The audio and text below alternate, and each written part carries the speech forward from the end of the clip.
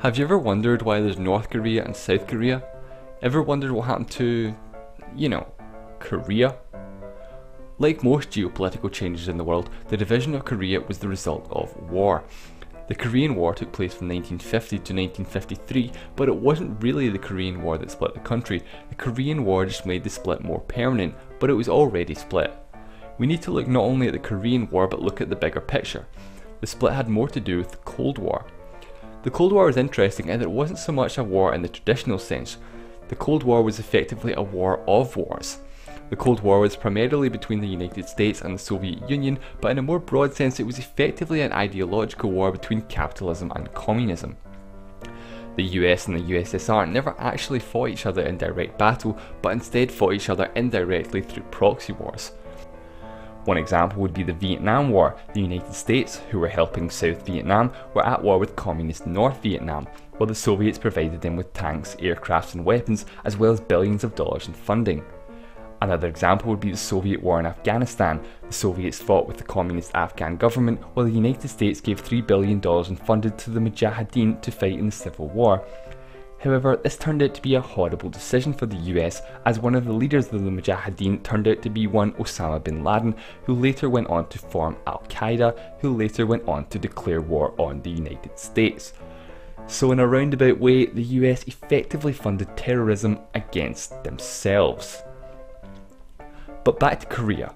The Korean War is effectively another one of these proxy wars as part of the Cold War. But the split Korea happened even before the Cold War. The country was actually split at the end of World War II.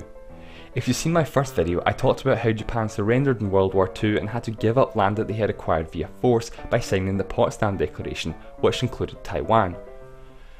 As well as Taiwan though, Japan also had control of the entire Korean peninsula, which the Japanese Empire had annexed in 1910 from the Korean Empire. The Japanese ruled Korea for 35 years before their surrender. But this is different from the situation with Taiwan. Taiwan's an island which made up a tiny amount of the Republic of China's land, so it's simply a case of handing sovereignty over to China.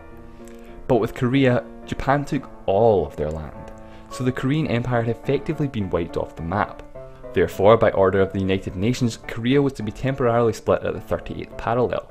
The Soviet Union were to control the north while the United States controlled the south, with a plan to unite the country in time. It's important to note that at this point the US and the USSR were allies at this time, although they didn't exactly trust each other. The United Nations scheduled elections in both parts of Korea. They were to be fair and democratic. In the south, Syngman Rhee was elected and the Republic of Korea was established, taking control over from the US military. However, in the north, the Soviet Union refused to hold free elections and a communist state was established with Kim Il-sung as the leader of the country, grandfather of the current North Korean leader Kim Jong-un. By 1949, all US and Soviet forces had withdrawn from Korea. The Soviets and Communist China had significantly armed the North Koreans with weapons and funding. The US, on the other hand, they weren't quite so generous with the South Koreans and refused to even give them any tanks, leaving them seriously ill-equipped for a war. And war is exactly what happened. In 1950, under the direction of Soviet leader Joseph Stalin, North Korea crossed the 38th parallel and invaded South Korea. Stalin didn't expect the US to get involved since he had already withdrawn all of their troops and they didn't intervene in the victory of Communist China and the Chinese Civil War in the previous year. However, the UN Security Council unanimously voted to intervene in Korea. Ironically though, the Soviet Union was part of the UN Security Council's Big Five and had veto power. Unfortunately for them, they weren't there to veto the resolution. See, even though Communist China had effectively won the Civil War and had total control of the mainland, the Republic of China, who only had control of Taiwan, still held the seat of China at the UN. In protest of this, the Soviet Union boycotted all UN meetings. So the UN intervened to protect South Korea, although it's mostly US forces. The troops were led by the United States under the command of General MacArthur.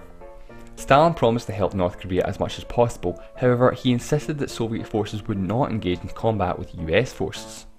But why is this, you might wonder? I mean, why engage in all these proxy wars and indirect fighting? Why don't the United States and Soviet Union just fight each other directly? Well, the answer to that can be summed up in 3 words: mutually assured destruction. See, at the time, the US and the USSR were considered the two superpowers of the world, and the consequences of both superpowers at all-out war with each other would have had catastrophic repercussions. As well as being superpowers, they were also both nuclear weapon states. See, in the early 40s, the US, with the help of the UK and Canada, worked on the Manhattan Project, which is basically codename for developing an atomic bomb. It's a slightly more conspicuous name. In 1945, the US showed the sheer destructive power of these weapons when they dropped atomic bombs on the Japanese cities of Hiroshima and Nagasaki. After seeing this, the Soviet Union significantly increased their own research into nuclear weapons, and in 1949 they successfully tested their own atomic bomb. So war between the United States and the Soviet Union would have inevitably ended in World War III, and for the first time, nuclear war.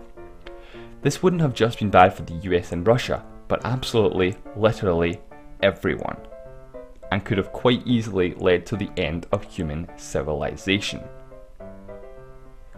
But thankfully that didn't happen. Joseph Stalin was fully aware of the potential consequences of engaging in combat with US forces. Say what you want about Joseph Stalin, but at least he was smart enough not to go to war with the US. Credit where credit's due, that's all I'm saying. By September 1950, North Korea had South Korea cornered in the Pusan perimeter, and a communist victory looked imminent. The North Koreans had to send supplies to their soldiers on the front line, which General MacArthur thought he could exploit. Instead of trying to break through with ground forces, the US used their navy to flank the North Koreans. They took back control of the city of Seoul and managed to disrupt the North Korean supply line. Within just a few months, things had completely changed, and it now looked like South Korea was on the verge of victory. However, at this point, China, who had thus far not been involved, marched their troops across the border and pushed the UN forces back to the 38th parallel. Control of the peninsula fluctuated for a while around the 38th parallel. Ironically, control ended very similar to what it had been to begin with. In 1953, North and South Korea signed an armistice agreement, creating a de facto international border. It's worth noting that an armistice agreement is not a peace treaty, so technically speaking they're actually still at war. After the agreement, both sides built barriers to stop each other from crossing the border, and there's now a 4-kilometre wide demilitarised zone. Which is a somewhat ironic name given it's the single most militarised border in the entire world. Speaking of ironic names, North Korea's official name is the Democratic People's Republic of Korea, which is ironic since several organisations have ranked North Korea as the single least democratic country in the entire world. And the good thing about talking about North Korea is, no one's going to be offended. I can safely say that no one from North Korea is ever going to see this video. In 1991, both North and South Korea became members of the United Nations, although neither country recognises the other and both consider themselves the legitimate government of all of Korea. The only place where North and South Korean leaders meet is inside the DMZ in a place called the Joint Security Area. The JSA, including the room they meet in, lie directly on the border, which isn't actually a border but an MDL or an armistice line. In fact, the line even passes through the very conference table they sit at. So the two leaders basically talk to each other from different countries and don't cross the line. There's a door at each side of the room which leads back to their own country. Today, North Korea and South Korea are pretty much as different as two countries can be. They both speak Korean and they both have the word Korea in their name, but that's pretty much where the similarities end. South Korea has a free market capitalist economy, while North Korea officially describes itself as a socialist republic, but a more accurate description might be a totalitarian dictatorship.